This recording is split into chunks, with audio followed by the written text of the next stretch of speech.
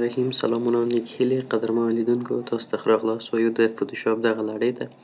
په تیر درس کې موږ او تاسو درنو لیدونکو د کویک سلیکشن ټول په استفادې موارد باندې پوه شلو او په د باندې مو بحث وکړ.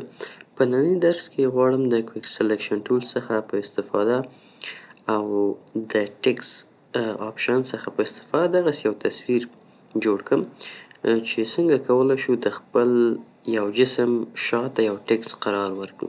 نو د دې لپاره زه دغه تصویر خلاصوم. نو درنو لیدونکو د دغه تصویر د خلاصولو څخه وروسته دا لږ څه زوم کوم او غواړم چې د دغه جسم یا د دغه انسان شاته یو متن ځای په ځای کړم یا یو متن قرار ورکړم. د دې لپاره راځم درنو لیدونکو د کویک سلیکشن ټولز څخه استفاده کوم او دغه جسم اول انتخابومه. زه راځم دلته لږ څه کلیک کوم. تاسو وګورئ تقریبا جسم انتخاب شو. لږ څه دا نور هم زوم کوم او ګورم په دقیق ډول سره چې دغه نورې برخې هم پکې باید ځای په ځای شي. دغه برخه او دغه برخه باید ترېنه حذف کړم.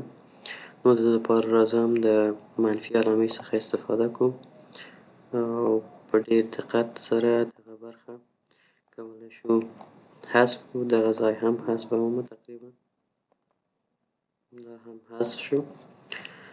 راځم د کنټرول سی او کنټرول وی په واسطه یو بل لیر ایجادوم. تاسو وګورئ دلته لیر 1 ایجاد شو.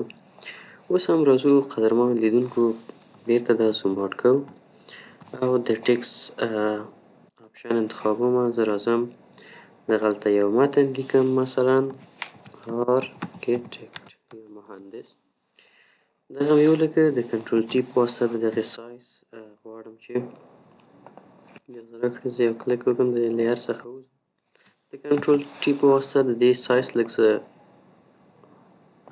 غټومه او غواړو قدرمن لیدونکو همدغه لیکنه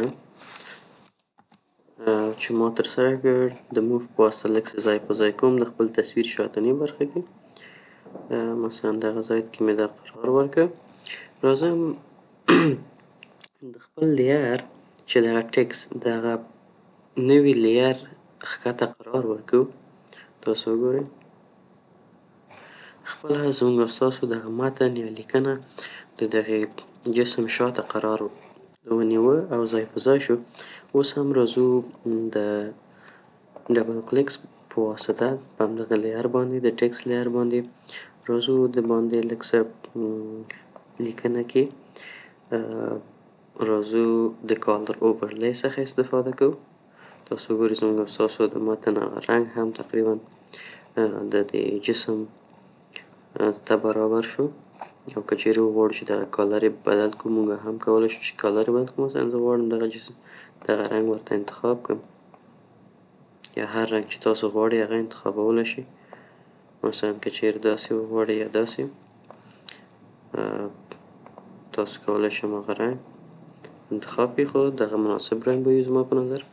دا هم او راځم دغه برخې ته هم دا هم انتخابوم دغه شکل ورته ورکوم.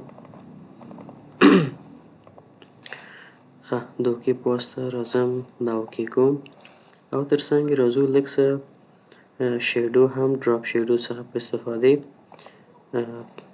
لږ څه سیوری هم ورته ورکوم. اوپیسیټي وایي 40-50 به بس وي یا که نه عددي هم ورته کولی شو ولیکو. اوپیسیټي 50. راځو زاویه یې ښکته برخې ته برابروو چې لږ څه مناسب ښکاره شي. دغسې اوس ښه شو. ډسټنس فاصله یې ګورو.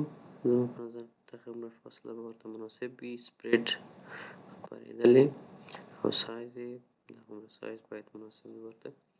او د اوکې په واسطه موږ او تاسو دغسې کولی شو د خپل لیکنو یا هم د خپل اجسامو شاته دغه قرار ورکړو لیکنې. نو کولی شو په لومړي کې خپل هماغه جسم انتخابوو. نوی د کنټرول سی او کنټرول وي په واسطه یو نوی لیر ایجادوو. بعد د هغه نه خپل متن لیکو. د متن د لیکلو څخه وروسته د هماغه متن لیر راځو د خپل نوي لیر چې مو ایجاد کړی و هغه څخه ښکته قرار ورکوو، بیا خپل ایډیټ پکې کوو. نو درنو لیدونکو دا و د نن ورځې بحث. تر راتلونکي ښې چارې زموږ یوټیوب چینل درسره سبسکرایب کړئ او له نورو ملګرو سره یې شریک کړئ. ښه وخت، ښې چارې.